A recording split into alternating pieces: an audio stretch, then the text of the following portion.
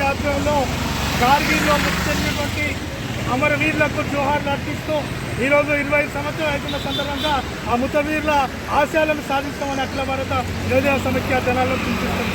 ఆనాడు 99లో పాకిస్తాన్ సంబంధించిన ఉగ్రవాదులు తెలంగాణ పాకిస్తాన్ సైన్యం ఈరోజు భారతదేశాన్ని ఆక్యుపై చేయడానికి, కశ్మీర్ని ఆక్యుపై చేయడానికి ప్రయత్నాలు చేస్తే భారతదేశం ఆర్మీ తరిమి కొట్టినటువంటి విజయోత్సవం.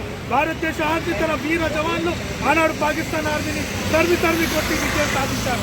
ఆ విజయానికి ఇప్పటికే 20 సంవత్సరాలు అవుతాయి. అందుకే ఈరోజు భారతదేశ జవాన్లకు మేము నివాళి అర్పిస్తున్నాం. ఖచ్చితంగా భవిష్యత్తులో కూడా మనందరూ అఖిల భారత యోజన సమైక్య కూడా సైనికులుగా ఈ దేశకి రక్ష కౌన్ కరేగా హమ్ కరేగా అని అఖిల భారత యోజన సమైక్య కూడా ఈ దేశం కోసం సిద్ధంగా ఉంది.